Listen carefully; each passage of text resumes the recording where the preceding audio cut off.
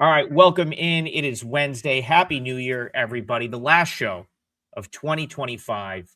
Rob Vino, we hit the parlay yesterday.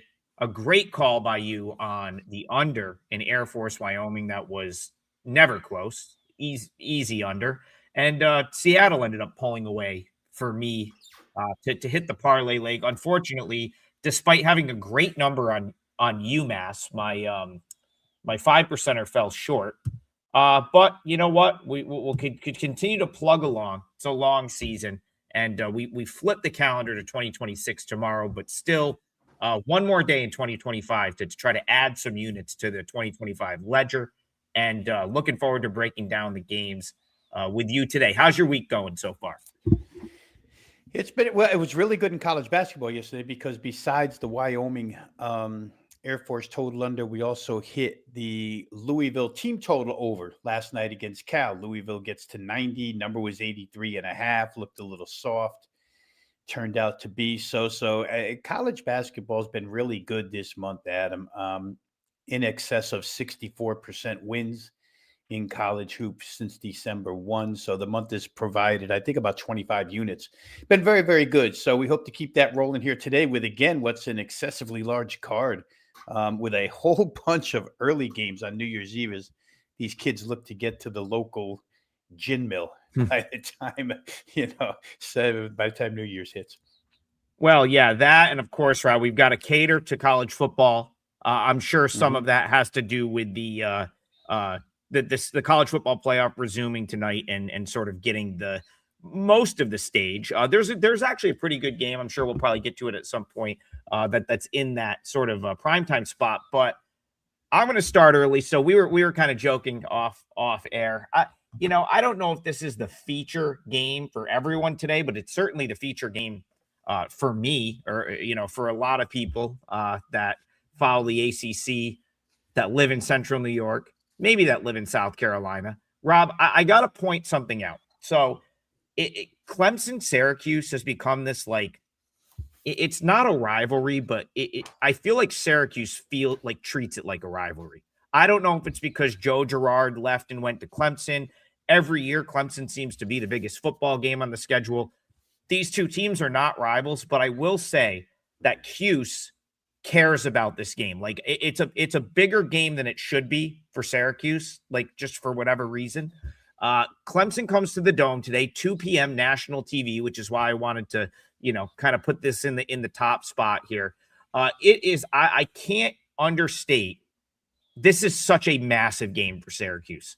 Donnie Freeman is back. They've been teasing his return, Rob, it's like a WWE vignette, right? Like they've been running his return for weeks, like, Undertaker coming back at the pay-per-view. He comes out, he warms up, he goes through the motions, you see him out in the court, and then he doesn't play. But that's all been by design. So you texted me, you're like, man, Freeman might change some things, him being back.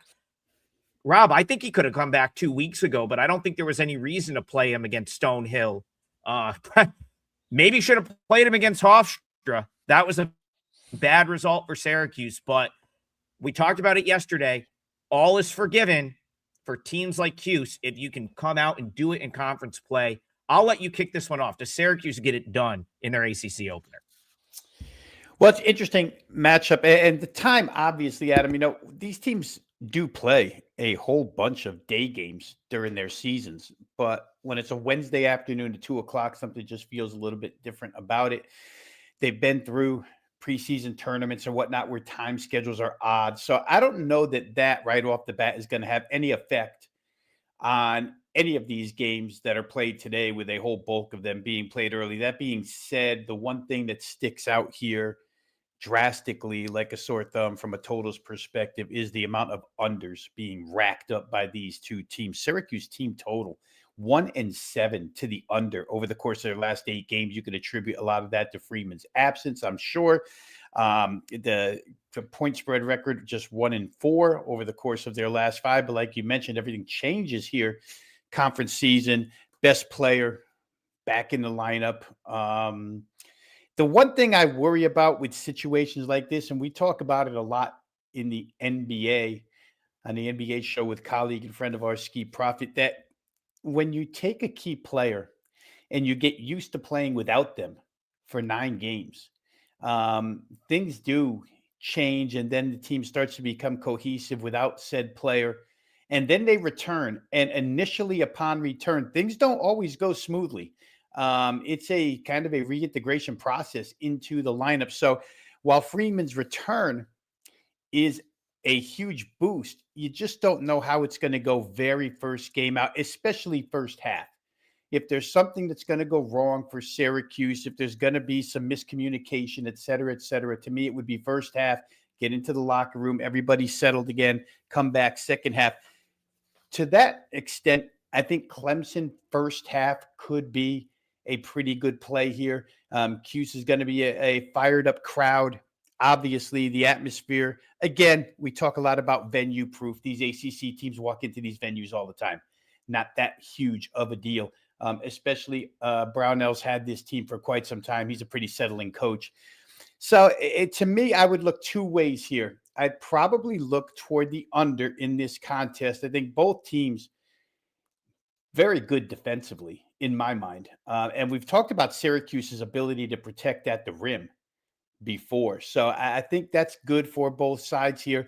And for Brownell's team, they've sort of taken on the identity that they had for the bulk of his tenure here at Clemson to begin with. I mean, he's been there, I don't know how many years, but I'm going to say about 80% of that, they were spent being a methodical, defensive, low-scoring minded team. And then that changed the last couple of years. They became a little bit better high-scoring, sort of out of character for Brad Brownell.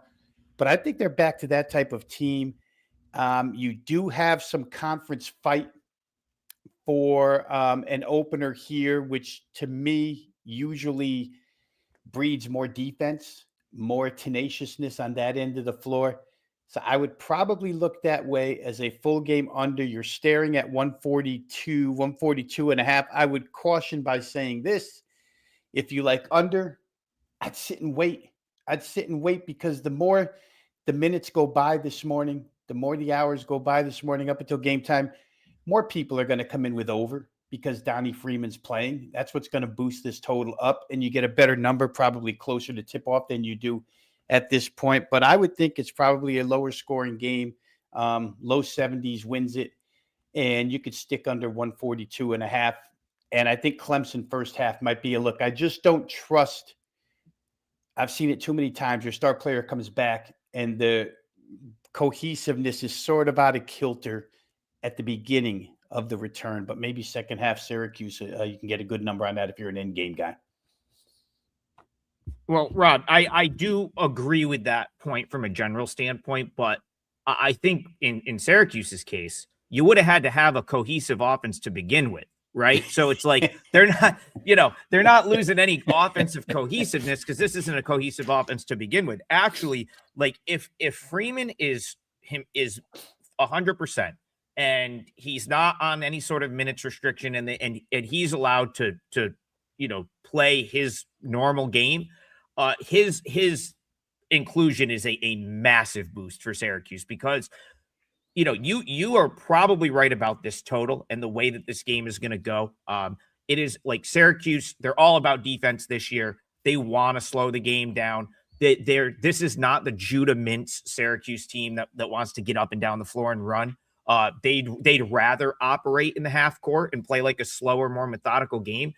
Like Freeman lets you do that offensively. Like that is when Donnie Freeman's on the floor, like that's the kind of game they'll likely play. Half court, and the goal will be to get the ball to him. And then guys like, the shooters will kind of hang out and they'll it'll be less, they'll have less to do. Like right now you've got a Syracuse offense that I don't think has a true go-to guy from a scoring standpoint, but with Freeman on the floor, it can definitely be him. And he gives them some half-court juice in the offense. At the other end of the floor, and I've said this really since the beginning of really since the Players Era tournament, Rob, this Syracuse team can defend. William Kyle is a monster, and the guards are like the defense, 100% man-to-man. They don't play zone anymore. So that's the thing. Like when Autry took over for Boeheim, he always wanted to go man-to-man. but he just didn't have the guys to play it, and he would revert back into what became a very sloppy version of the 2-3 that sort of defined Syracuse for all those years. It's all man-to-man. William Kyle III, elite rim protector, like elite post rim guy. They're going to be able to get stops against Clemson. I took Syracuse +2. This is going to be my leg of the parlay.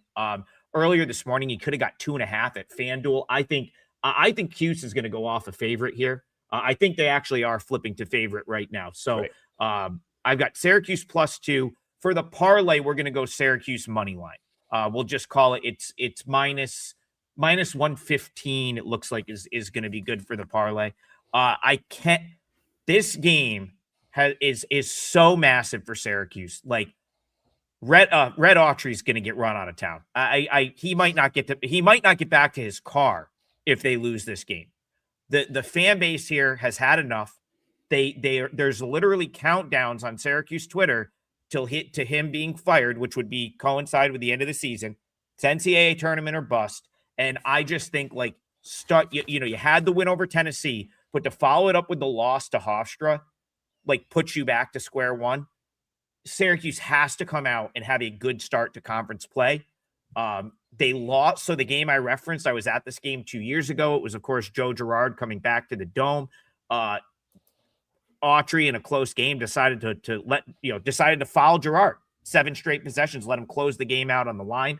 90+% free throw shooter. Huge disparity in coaching. Autry's a horrific coach. Okay. There's no doubt about that. He's a bad coach. Brad Brownell, great coach. But I do think this matchup and having Freeman back is a very favorable to Syracuse. So this is a client play for me. So for the you don't give enough actual picks crowd, there you go.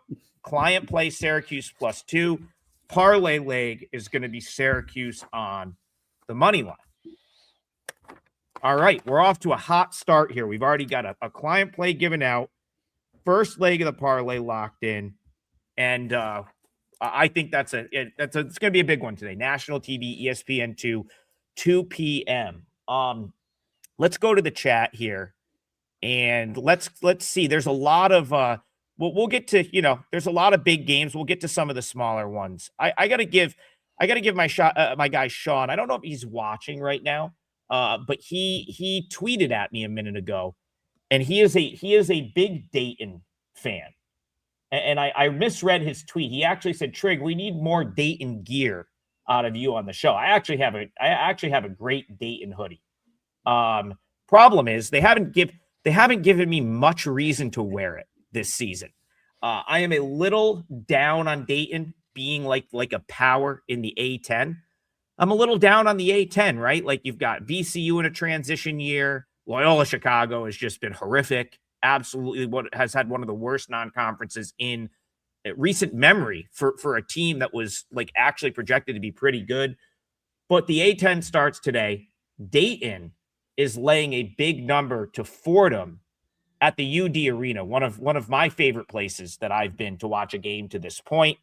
So Rob, talk to me a little A10 hoops. Do you have anything for us on Fordham Dayton for Sean on Twitter? Well, we can say this right off the bat. Money has come in on Fordham, 18 down to 16.5, probably rightfully so, Adam. I think you can seriously question Fordham's schedule up until this point. I mean, you pointed out some concerns about Dayton, but you could take this 9-4 record that Fordham's posted and you could poke all kinds of holes in it if you want to do strength of schedule argument, because they just haven't played anybody in the class of what they're going to see here today. A bunch of Northeast type schools that are middling, or I guess Iona would be the best team that they've played so far. And, Iona, they don't win that game on the road either. So the question really in this one, Adam, becomes, and I would fall into that category, by the way, with Fordham, strength of schedule does matter in this contest. However, 16.5 matters as well. The way they play, at the tempo that they play, you can keep a game pretty slow and limit possessions, and 16.5 becomes larger. It's interesting to me that Anthony Grant, who, for the majority of his career, Adam, has been one of these snail type pace coaches, but their games this year when you go through their log, are kind of sporadic. High scoring, low scoring, high scoring, low scoring. It's almost like Dayton doesn't have a true identity here. However, they have played a much tougher schedule. To say this is a severe step down in class, it might even be an understatement from what Dayton has seen so far. The likes of Cincinnati, the likes of BYU, Virginia, FSU, etc. So really the number becomes the great equalizer here, or in my case, what you tend to look at is total. This total here is 137.5, but I'm going to do you one better. I really think that in this instance for Dayton, the step down in defensive class matters. They're on their home floor. I don't know that Fordham will be able to walk it up for 40 minutes. That just doesn't seem likely, especially if you're in chase mode. You have to try and catch up by scoring buckets. Dayton's team total here is 76.5.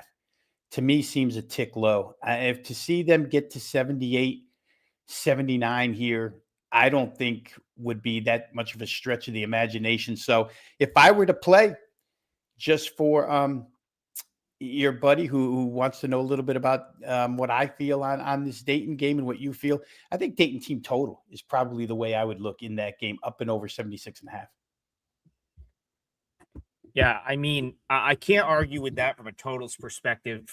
You talked about Fordham's non-conference schedule, and it is you're talking about like poking holes in it. I mean, I just have to pull this up to make it sure. I think they opened their year with a loss to New Jersey Institute of Technology. So you've got like 9-4. I mean, that is a horrific loss. That is a bad team out of an America East Conference that's like historically bad this year. Like that's, those types of results are massive concerns. I did watch them play Iona. They were pretty impressive in that game despite losing.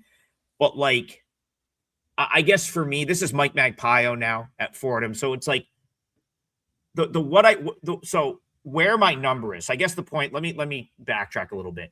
I'm showing like pretty serious value on Fordham at 17 from, if we're just doing a straight handicapping numbers perspective, I've got this closer to 13, but my number, remember yesterday, I said, man, there's a handful of teams where my number's probably off. Okay. And I feel like Fordham is probably one of them. Reason being, very high on Magpio. I loved him in his last stop, which was Riverside, UC Riverside, I think he came from. It was west. Yeah, it was out west. Yeah. Fully expect him to like do well at Fordham, but like it's clearly taking some, it's clear it could take him a whole season. It could take him, 2 seasons, right? You're talking about a Fordham team going into the A10 that's near the bottom of the A10 in terms of like if you were to power rate all these teams. And this is a team that got beat by New Jersey Institute of Technology, was not really that competitive with Colgate, right? Like kind of lost that game. That was up in a neutral court in Canada, but still like wasn't really competitive with Colgate. And then they lose to Holy Cross, which is, Holy Cross is in rebuilding mode at the bottom of the Patriot League, 11.5 point underdog there. So yeah, that's really concerning to me, like some of those non-conference results, because now if you're Fordham, you're stepping up in class to take on, when you're playing the top half of the A10, it's a pretty big jump in class. So if I were totally trusting of my Fordham number, I would take the 17 points all day here. I know that UD Arena, I've been on a Friday night. That's awesome. Electric. UD Arena on a Wednesday at 2 p.m. might not have the same juice. Students not there. So again, I think there's absolutely number value on Fordham. It's the only way I could bet this game from a spread perspective. I just don't know if I'll get to the window with it. But certainly going to be interesting to see how Dayton starts A10 play. Because again, I wasn't really impressed with the Flyers in non-conference play this year. Okay, we'll move on to another game in just a second. First, we have, I guess I have, I missed my 5%er yesterday with UMass for basketball. But football has been tremendous for me over the last couple of months. I'm 8-1 in my last 9 college football plays. I do have a college football 5%er today. Football 5% in general for me have been awesome. I had the 49ers. on Sunday. Rob, I joke with you. I'm like, I can't hit a free throw to cover a basketball game to save my life. But when I need to stop Caleb Williams on the 4-yard line to close out 49ers -3, no problem. It's just how it's been running for me. Hopefully it continues today. My big play will be in football today, in college football. But I've already given you Syracuse, and I'm going to give out a lot of free basketball, whether it be on the show or on my page at WagerTalk. So that 5%ers up at WagerTalk. On that same page, you can find free picks, and I'm going to post a couple of things there today. So check that out. Rob, do you have anything to promote for the people here? I will real quick. I'll go in kind of that same order, Adam. The bowl season, obviously, the next 2 days is huge. I have multiple best bet releases up and available on my page, or I have one currently. There will be more posted after the show. But if you want a free look at the game that goes at noon Eastern time, Iowa Vanderbilt, I do have a solo video posted on Wager Talk TV on this Iowa Vanderbilt game, which has taken a massive hit this morning toward the underdog side. So if you want to get a free play with analysis on that particular game, go ahead and check it out on Wager Talk TV. Again, college football best bet releases will be up, including one that's already there for this afternoon's action. College hoop, I mentioned it to you, Adam. The month of December has been so good. So if you want to find college hoop plays, go ahead and check out the homepage. NBA, NFL. I know you've had a good NFL season. We're probably both inside that top 3 because I know I ranked number 2 regular season and number 1 overall since preseason. So it's football's been good as well. Check it all out. WagerTalk.com. Actually, my homepage, wt.buzz/RV. All right. Rob, so they put the joint package for us up. It's called Double the CBB Firepower. But the thing is, they were not going. So I'm going to give you guys a little hack here. That package is heavily discounted. It is 3 days. It's all the college hoop that myself and Rob Vino have for any 3-day stretch. But if you do it today, I think you can still use the site-wide coupons on it, even though it's heavily discounted, which you're not supposed to be able to do. So you can actually get, originally that package would be $118. It's already marked down to $59. And if you go on and use I think it's new 25, there's a couple of coupons that are still good until midnight tonight. It cuts it down considerably. So I said I wouldn't mention it, but here I am mentioning it. Listen, it's New Year's Eve. There's only 12 hours left for that coupon to be good. So that will take that. You're not supposed to get the double discount, I guess is the thing. But they didn't want to have to throw it up tomorrow when I think some people might have the day off or, it's a holiday. So we put it up there today. It's heavily discounted and you can use the site-wide coupon on it. So go do that. If you're looking for 3 days of college hoops picks from us, as I moving around spastically here and messed up my camera, but we're back. That's up on both of our page and you'll get everything from myself and Rob, Rob, I think we do a thorough job in the analysis on those plays, just like we do on this show. So, check that out. And we hope to have a good 3-day run whenever you decide to do that. Plenty of games the next 3 days, lots of day games. And we'd love to have you riding along with us. Okay, let's go to this one. Let's go back to the ACC because, Rob, I feel like I was going to use this as the feature until I kind of decided I was going to bet Syracuse today and then hijack the feature segment to give out my play. So let's do this. I want to talk Will Wade for a second. This one goes at noon. This is one where it's just to me, I think NC State could destroy this team here. And I guess what I want to get your take on is Will Wade and where this NC State team is at right now. They go to Maui. They give up 1 trillion points in the Maui Invitational. They come back and have a couple of kind of heartbreaking results, right? The Kansas game, probably one that would have, been a signature win. Auburn was one they had a chance in. And so now they start conference play. To me, NC State looks better than they did a month ago. And the kind of crazy thing about that is they have not gotten much recently from Darian Williams, who didn't play against Texas Southern. You had a play in that game. They scored a 120 anyway for you. And he was he was very ineffective against Ole Miss. 27 minutes, 0 for 8 from the field, scored just 1 point. Where are you at on NC State right now? Are you going to lay this big number with them? Do you think this is where you buy Will Wade and the Wolfpack? Well, money indicates that NC State's the choice of the people early on this morning. 8.5 opener, now up to NC State -10 in a multitude of venues. 9.5, 10. I even see a straight 10.5 out there. So money's come in on NC State. I think, and again, because I look at these games first from a totals perspective, what I don't understand here is the slight movement toward under 159.5 down to 157.5. I brought up earlier the times of these games today. Adam, you brought up the fact that a lot of these gyms in the middle of the afternoon, what would be crowded at a night game with kids on campus, will be less crowded or probably filled with, as I know in Raleigh, because I have family down in Raleigh, it'll be filled with a bunch of non-students, and that gym should stay, while it won't be as loud, it will certainly be pretty much full for this ACC game.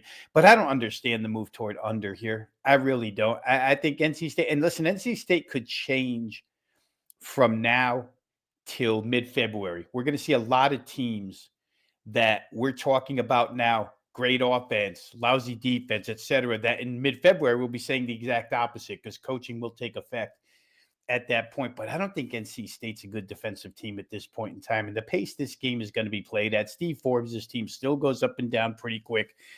It's interesting to me, Adam, again, that overall statistics can fool a lot of people, right?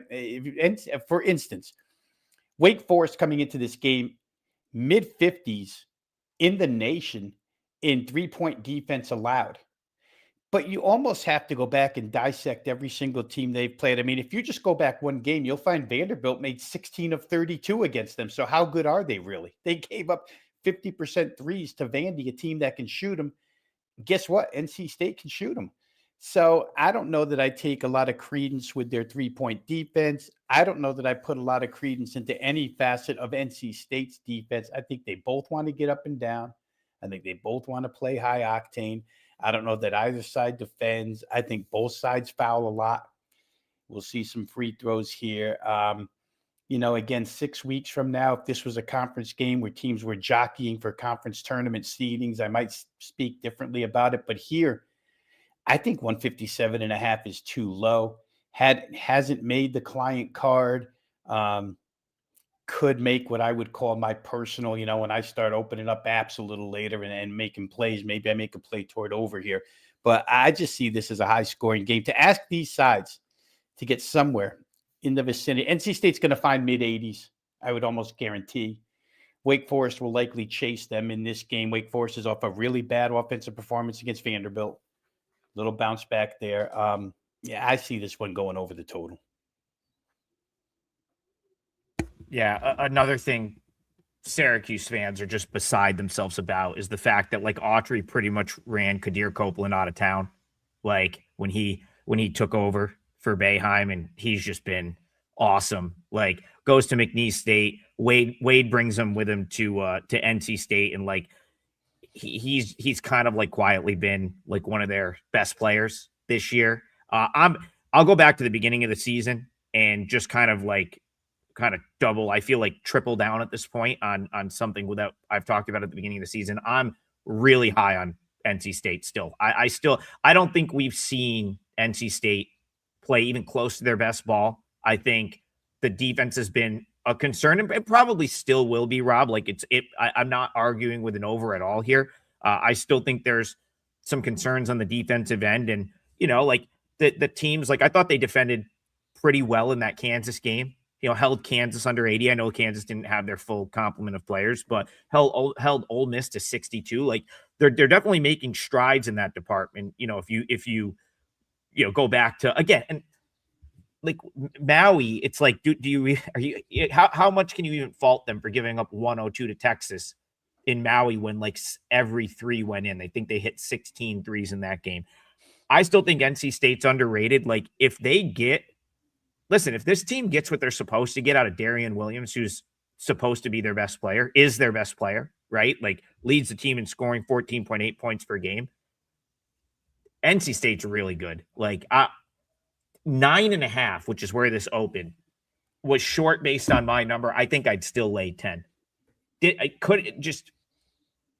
think it's the defense, Rob, that sort of scares me off a little bit from like clicking NC State -10 as a client play, knowing that, Wake Forest could kind of scrap around and, get in there late. I think Wake Forest recently got destroyed too.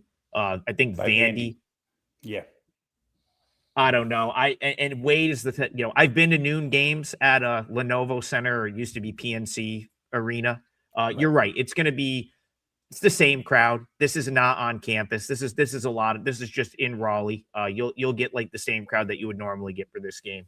I'll call it NC State by double digits. Probably won't be client play, but I'll call it NC State double digit win here for the Wolfpack.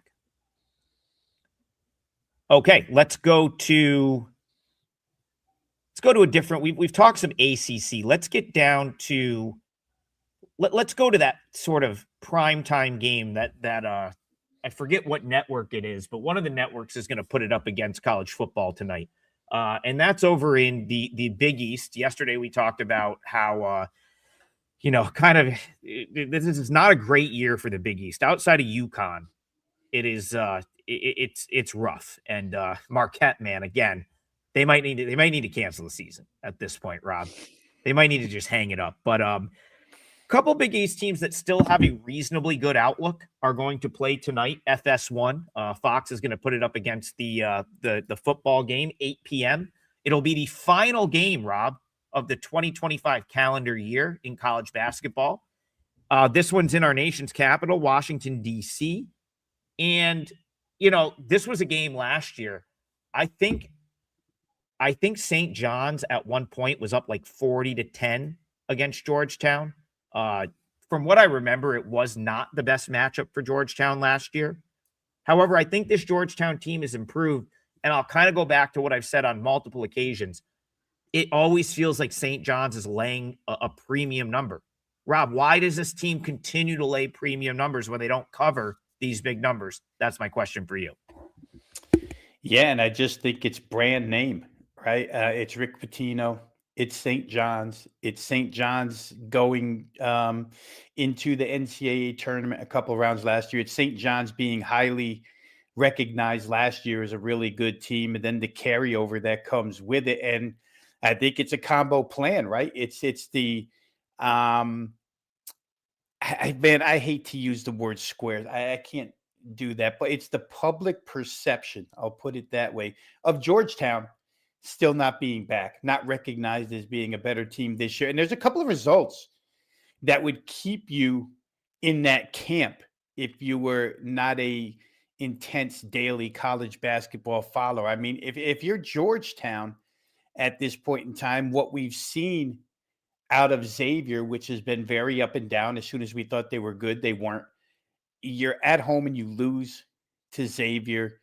You play a good North Carolina team, you don't show up, you lose by 20. You play a good Miami team, you don't show up, you lose by 13. You play Dayton, who you just talked about being not one of your favorite squads this season, and you lose to Dayton in OT. So you mix that with results like a win over Clemson and a win against Maryland, who actually Buzz Williams has had a difficult time at Maryland, but still, you're getting the point here. Georgetown has not lived up to the preseason expectations yet. Now, I'm going to take something you said early because I thoroughly agree. These slates all get wiped clean with conference season. And a lot of this stuff, this is why it's difficult for me in the non-conference preseason early schedule, is that these coaches with the influx of players nowadays and the new rosters, the roster turnover that you're dealing with, it's what I like to call experimentation evaluation time for a lot of these teams in preparation for this game tonight. And just coming from this area, and I know yourself a New Yorker, but if I go back 40 some odd years, it's no different today when St. John's and Georgetown play, the rivalry, the intensity, et cetera, than it was when Lou Carnesecca and John Thompson were roaming the sidelines. Those teams were better, but the intensity is the same. This is a Big East true rivalry.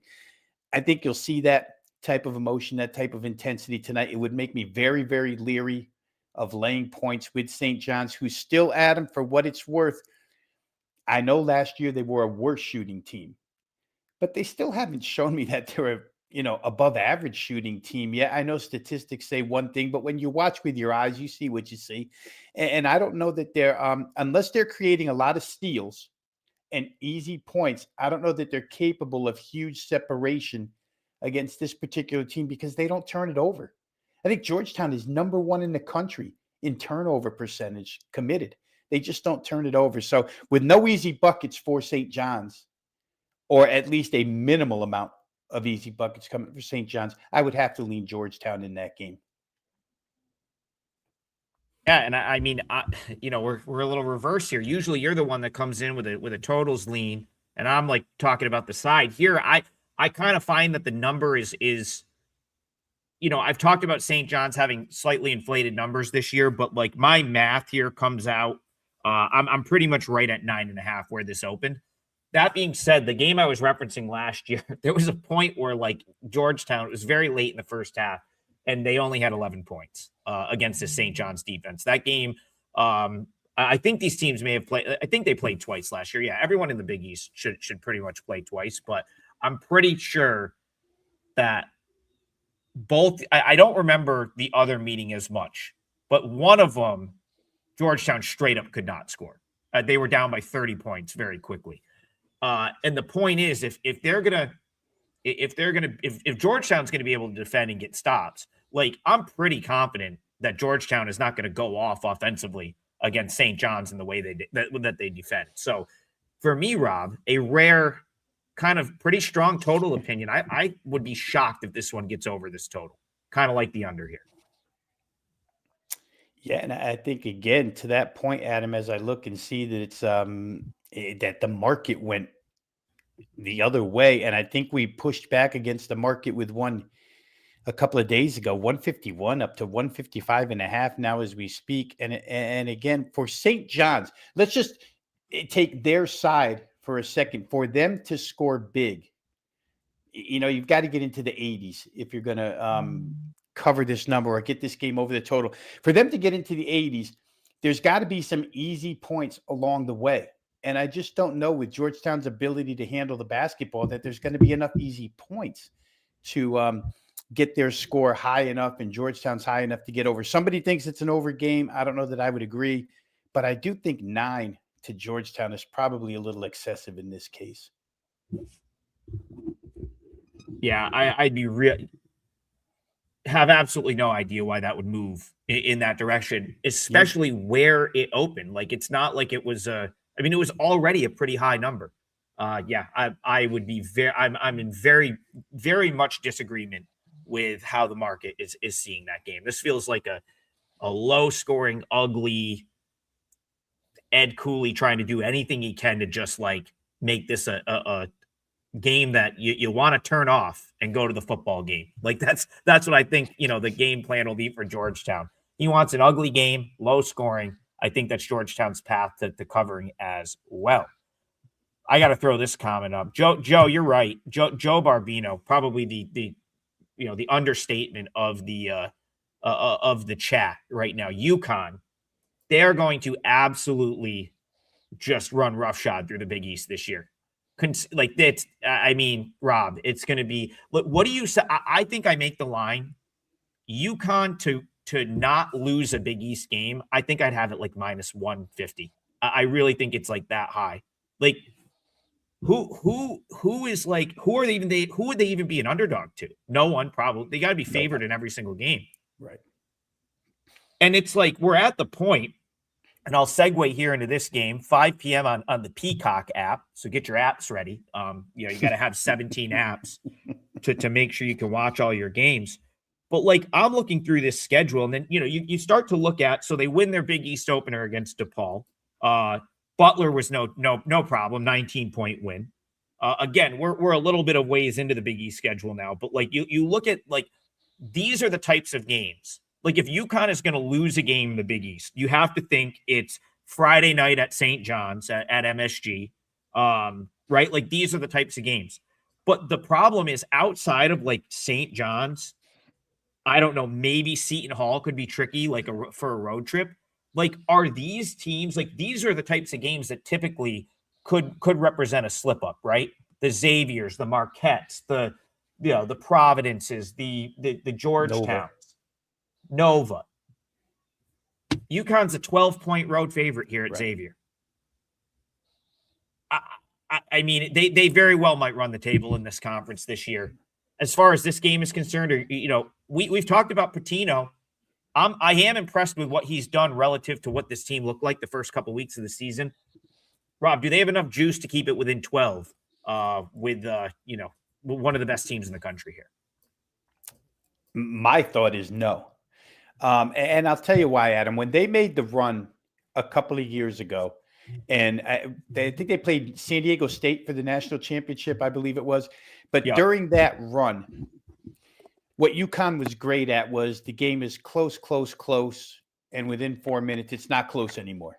They would separate so fast that it make your head spin, and the other team had no chance to get in. And their opportunity here tonight, defensively and offensively, to create separation with 1 3.5, 4 minute burst is, I don't want to say definitely going to happen, but it's extremely possible against this Xavier team, which against this defense, I feel will have offensive lulls, will have offensive turnover spells, will have limited rebounding on their offensive end. I don't see Xavier getting a lot of second chances against UConn with the pair of centers that they have.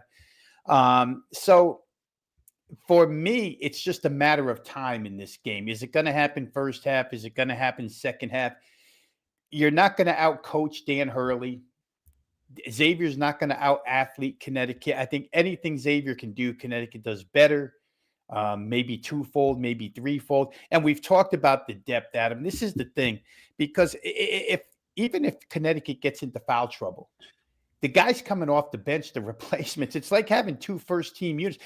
And in all honesty, and I don't want to sound, like a Enquirer headline, so to speak, National Enquirer headline, but the second team at UConn could maybe push the first team at Xavier for starting positions. I mean, it's that good. So even if you have guys, I'm sure Hurley's going to disperse minutes the right way. But their ability to score, their ability to defend, their ability to create margin tells me this is at least an 18-point game in favor of UConn. Something in the realm of, 84-66 wouldn't surprise me in this game. So I would think, and again, we're looking at, I'm just staring at these line movements. UConn opened 12 down to 11.5. I mean, I don't know. It's not my money. So good luck to the guy whose money it is, or people whose money it is. But I don't think I would be taking points with Xavier here, home or not. Yeah, I mean, I'm not a big, how I bet, and just it's not generally my style to come out and lay 12 on the road, day game on New Year's Eve, like maybe a spot not fully focused, but like that's the only thing I would do here. I'm kind of with you. I was closer to 15 on the number for this one. So the fact that you can actually get 11.5 at Caesar, like a lot of these places are 11.5 right now. Kind of feels like a bargain for just if you're looking at like the caliber of team that UConn is against what Xavier is, which again, Xavier's, they're going in the right direction in my opinion. Right. But this is like, I mean, this is the scenario where the only way UConn, in my opinion, doesn't win by double digits is if they're so uninterested in this game that they just like go through the motions and win by 8 or something like that, right? So like, do you really want to bet? Like, would you really want to take Xavier in that sort of, under those circumstances? Like, I just don't think there's any chance Xavier wins this game. And I think the window of like being able to cover is probably small. Like you said, sort of feels like there's a knockout punch for UConn at some point. Joey Cheese here, isn't he? I agree. He goes back to my original comment, like Stewart, MSG is going to be all UConn fans. There won't be any UConn fans in Cincinnati today, or probably very few. But he says no cap, champs 6-10 bench wins the Big East. I mean, that's an ambitious comment, but like let's put it this way: their bench might win the Big East this year. They're not going to go unbeaten, but they could certainly win the league with the state of the league right now. It's like Slick Vic, UConn's offense isn't impressive. Thing is, like, UConn doesn't even need to play their best offensive game to win this game by double digits. Like, that is the gap between UConn and Xavier right now. I had this 15. I could only lay the points with the Huskies here. Yeah, Let's only thing I'll add to go ahead. Quick, I'll just add that, if you're playing Xavier, we've talked about long layoffs in the month of December. UConn's had 10 days off. Maybe some rust. I don't know. Just knowing Dan Hurley, I'm sure he's ridden this team hard toward this game, no matter who Xavier is. Xavier, 11 days off. So Richard Pitino's obviously used that as practice time as well. I just Mike Tyson had the famous saying, you always have a game plan until you get punched in the mouth. I think Xavier will have a game plan until they get out on the floor and realize we don't have the personnel. And I think to start the season, it was you who talked about their lack of personnel, really. It's just not a Xavier team. It's a good coach trying to make some headway, but I don't see it happening. And for the comment of offense is not impressive so far, man, I don't know. I think they've got some pretty impressive offensive players. Maybe we haven't seen the best of UConn's offense as of yet, but led by Caravan and Solo Ball and Demery, and then with Braylon Mullins, the freshman, doing what he's doing already. Kind of think UConn has a lot in the tank here. Yeah, listen, the only thing, so yeah, they do not have the personnel. Pitino knows they don't. Like, this is very much this year is very much a build for next year. So the one positive I'll say about Xavier here is that they're probably playing this game with house money right from the tip, where it's like they expect to get killed. There's no pressure on them. Like, they can literally, I think Richard Pitino is kind of like, created the atmosphere there, or at least a mentality like, we want to have some fun this year. Keep it light. Like, when they lost that game, he goes to Twitter and says, defense F-, right? Administrative staff A+. Like, but the problem with that is, at some point, lack of talent does matter. Just go look at the Creighton score from the other day. Cintas Center, 98-57 Creighton on that floor. So it's like, to me, I wouldn't want to bet that like Xavier just has their day here. I'd much rather roll with just the far superior side in UConn.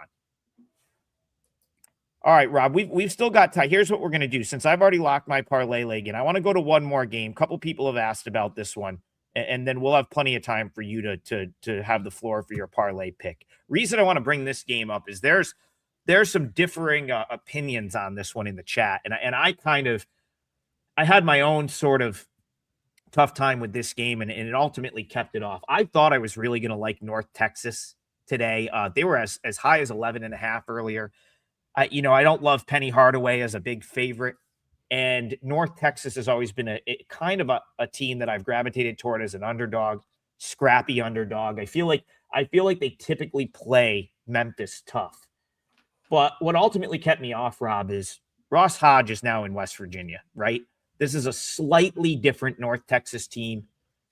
I don't know that they're as good defensively as they were during the Hodge, or certainly the McCaslin years. And so to me, it's like, and the other thing, Rob, Memphis this team knows how to rip my heart out. They do it every time I fade Memphis. They find a way to cover by a half point. So I really leaned heavily toward North Texas plus 11.5. I missed that number. It's now down to 10.5. I might, if this gets back to 11, maybe I jump in, because I do think that's a lot of points in a game that's likely slow. But I want to get your take on this. North Texas, do you like the side or the total? How do you feel about Penny as a big favorite today? Well, I agree with a lot of the sentiments you had right there, Adam. It's difficult for me to ever lay points with Penny. It's almost like, and we've talked a lot about Penny Hardaway this season, but it is like there's a distinct role where he's best. and it's as the underdog against a sort of like a power team or an elite team, where Memphis, which generally does have the athleticism to match up in most cases, they perform real well. Then you want to lay huge points with them, and their lack of shooting shows up. They start bricking things. They don't shoot free throw, et cetera, with Memphis. So whenever they're in this price range, the initial look for me would be toward the underdog, even though I'm not a huge side player.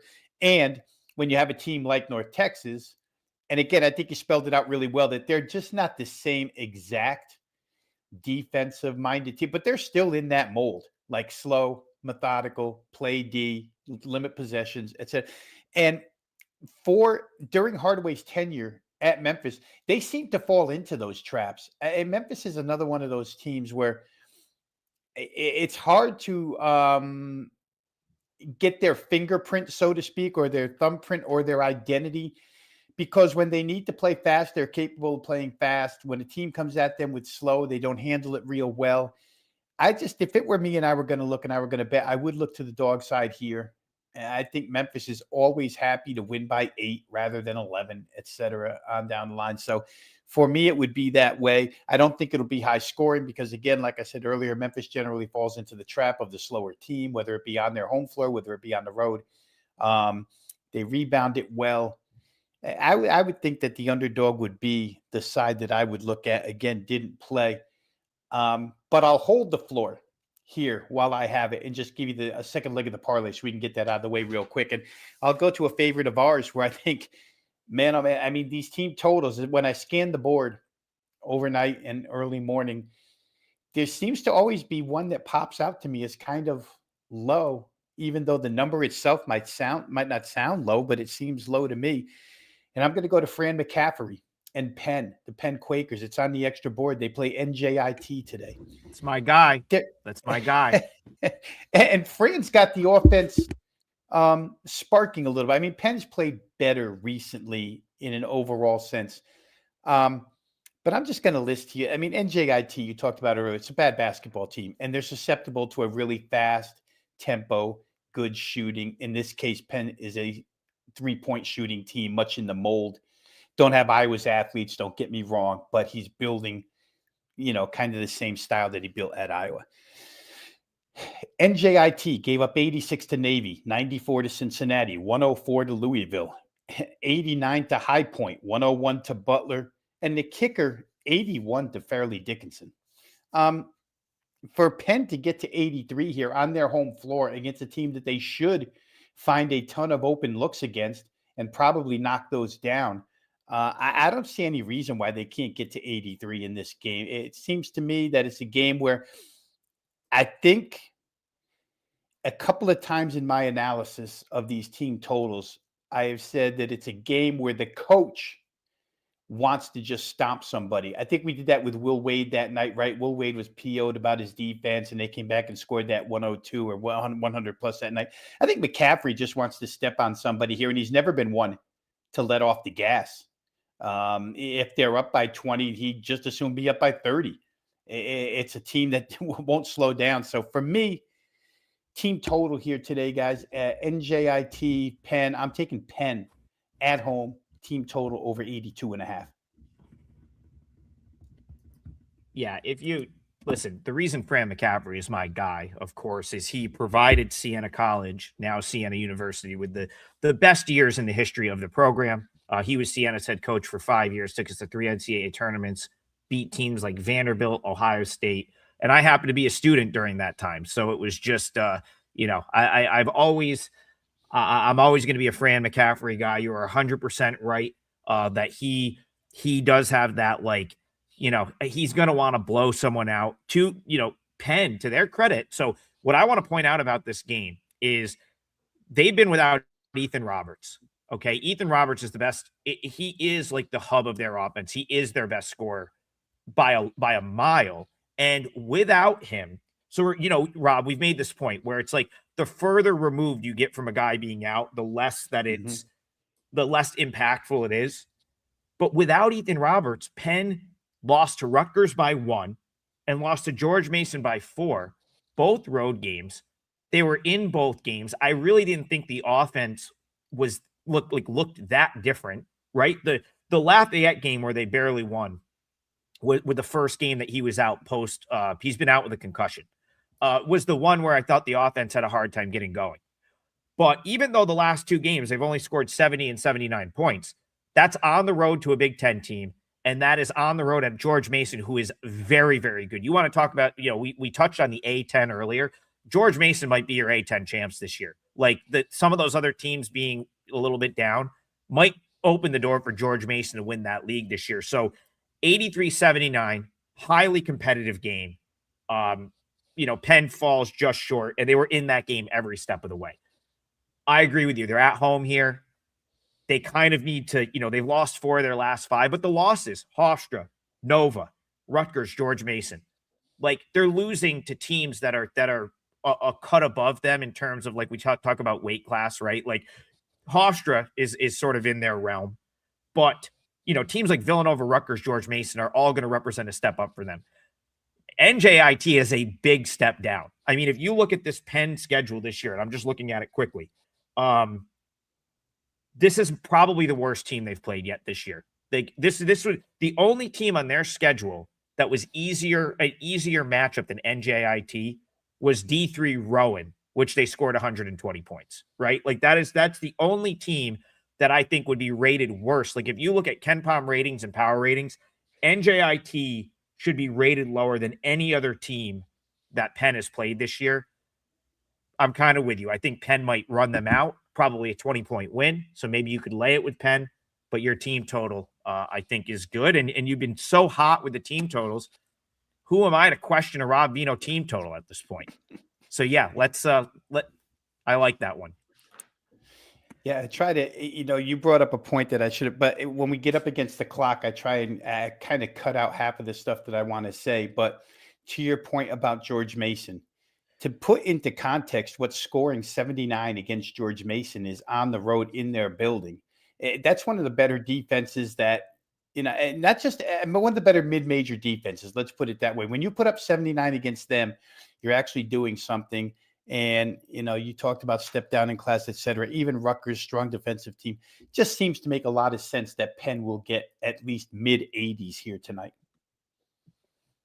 Rob, well, we'll give this, we're going to wrap it up, and we've already got the parlay locked in. I'll recap it at the end of the show, but so we can, kind of finish the full handicap on Penn NJIT. Taylor asks, if we can't get team totals on the extra board, would you take full game over or Penn against the spread?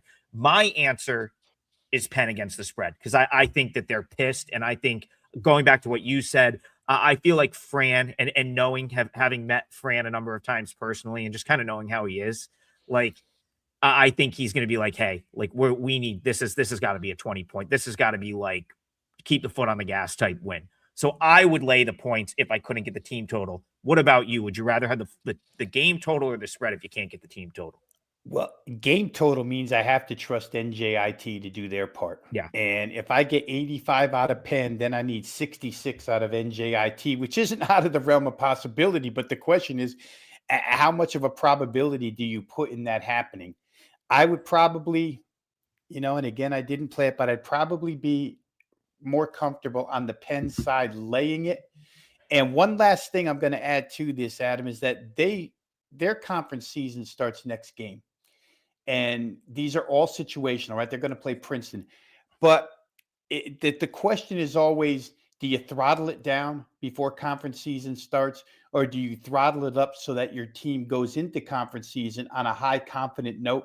And I think this is a case where Fran throttles it up, wants to go into that Princeton game, certainly off of a confidence building. Like if you beat, I don't care who it is, if you beat them by 30, you walk into your next game thinking you're pretty good. So I would think that Penn sidewise would be the way I would choose. And here's the thing, Ethan Roberts, it was a concussion. So you never, like, he could pop up today and suddenly, I mean, he's probably worth 3 points to the number, right? Like, you never know. I don't know that they're going to rush him back, but it wasn't like his injury was a concussion, and those things are tricky. Like it's different for everyone, but I'm sure they want, listen, Fran is he wants him back out there. So if the second he's cleared, he's back on the court. It's not a physical injury. Like it's as soon as he's cleared, he's playing.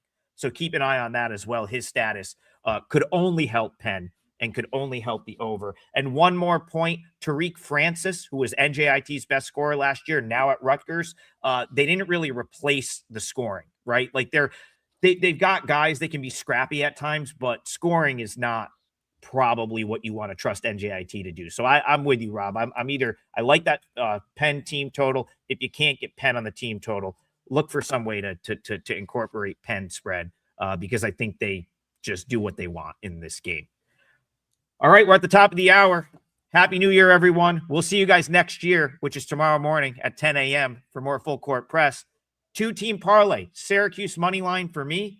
It's a client play for me, but I did go +2 for the clients. So, just we're going to go money line for the parlay. Rob is going to go Penn team total over 82.5. Let's see if we can hit another one to close the year out. Plus 6.16 units on these this season after yesterday's win. And either way, we'll see you guys in the morning. Take care, everyone. Stay safe. Happy New Year. Have a great night. We'll see you in the morning.